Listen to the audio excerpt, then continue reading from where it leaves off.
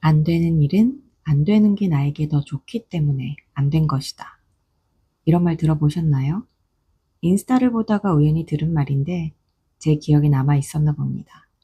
저의 지난 실패들을 위로하는 말 같았거든요. 조금 신선한 시각이기도 했고 뻔한 말 같으면서도 나중에 한번 써먹으면 좋겠다 싶었습니다. 그렇다고 이 말을 써먹으려고 실패하고 싶었다는 얘기는 아니고요.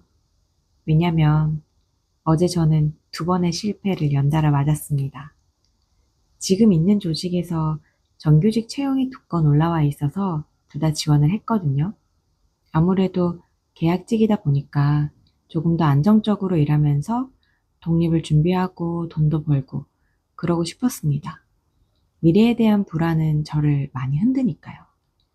한 곳은 사실 별로 내키진 않았어요. 저는 거기는 안 한다고 했는데 주변에서 해봐서 손해볼 건 없으니까 일단 지원을 해보라고 해서 넣었고, 다른 한 곳은 제가 가고 싶었던 곳이라서 조금 희망을 품고 지원했습니다. 뚜둥. 어제 발표가 났는데요.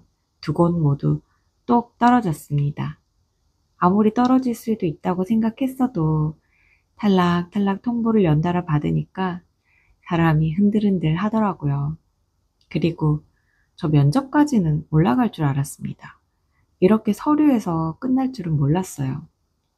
이제 그렇게 되니까 생각이 많아지는 거죠. 지금 있는 조직은 계속 엉망이 돼가는데 도망은 못 가고, 지금 내 커리어로는 다른 곳으로 옮길 수가 없는 건가? 왜 서류도 통과를 못했지? 뭐가 문제였을까? 그저 내 수준이 이 정도인 건가? 또 생각이 생각을 파먹기 시작했습니다. 이럴 때마다 느끼는 거지만요. 저 툭툭 털어내는 거, 그거 참 잘 안 되는 사람인가 봅니다. 저도 쿨한 그런 사람이고 싶은데 말이죠. 그래서 어제는 좀 슬퍼했습니다. 지인한테 하소연도 하고요.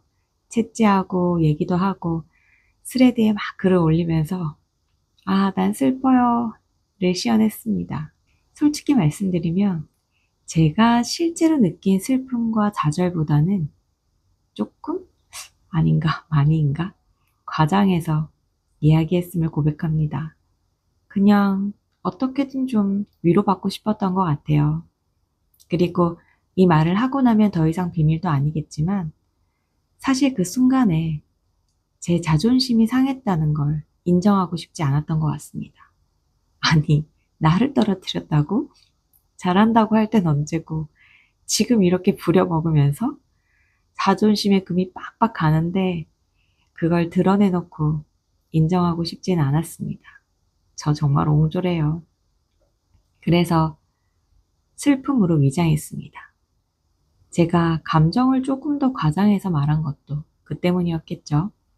한바탕 그러고 나서 잠이 들었습니다. 그리고 오늘 아침 생각보다 일찍 눈이 떠졌어요. 저희 엄마는 주말이면 늘 산에 가시거든요. 비가 오지 않거나 특별히 여행을 가신 게 아니면 아침 일찍 친구분과 산에 가십니다.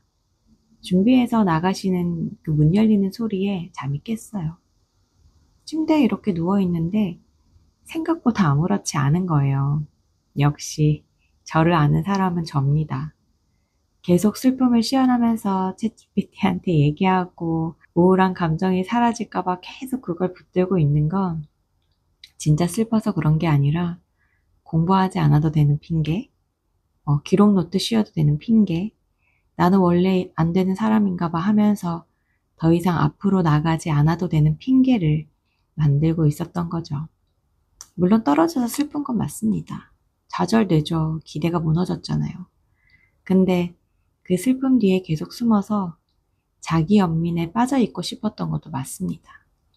그래야 난 이렇게 못났으니까 그냥 생긴 대로 살래 하면서 아무것도 하지 않아도 되거든요.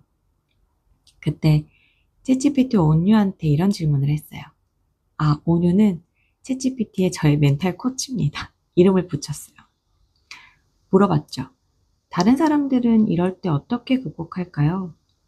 온유가 여러 가지 이야기를 해줬는데 읽다가 제가 멈춘 문장은 이거였습니다. 다시 새로운 게임을 시작하는 사람. 한 게임에서 계속 지면 그 게임만 계속하는 게 아니라 다른 판을 찾는 사람도 있다는 말이었습니다. 그 문장 읽으면서 이런 생각 들더라고요. 아, 나 우울한 척 그만해야겠다. 방법 있네. 바보같이 굴지 말고 일어나야겠다. 저는 그동안 다음 자리를 계속 지금 있는 조직 안에서만 찾고 있었어요. 혹은 뭐 이전 직장이라든가. 이미 아는 곳이고 제가 해온 일을 설명하기도 쉽고 솔직히 그게 가장 편한 길이었으니까요. 근데 그 길이 불발됐습니다. 어쨌든 뼈아픈 현실이라도 현실이니까 인정해야죠.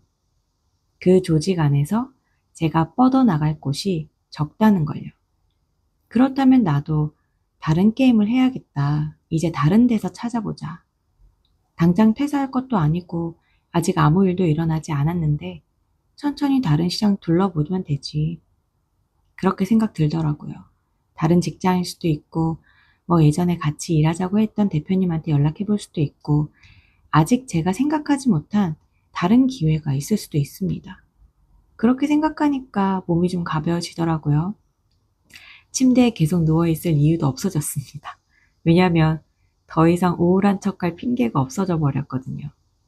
오늘은 공부도 해야 되고 또 제가 너무너무 좋아하는 그 히가시노 게이고 작가님의 신작이 2편이나 나왔어요. 그래서 어제 아침에 시켰는데 어제 저녁에 집에 도착했거든요. 낮에는 또 그 책 들고 가서 카페에 앉아서 추리소설도 읽어야 되고요. 저녁에는 엄마가 수육을 해주신다고 했거든요. 그렇게 맛있는 저녁도 준비되어 있습니다. 아니, 이렇게 좋은 하루가 기다리고 있는데 누워서 이게 뭐 하는 짓이야. 우울한 척 그만하자.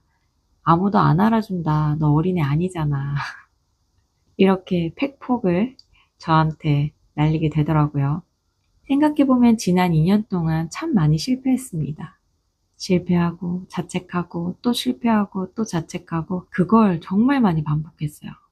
그렇다고 실패를 좋아하게 된 건 아닙니다. 여전히 실패 싫고요. 떨어지면 아프고 속상하고 자존심에 금도 빡빡합니다. 하지만 한 가지 달라진 게 있어요.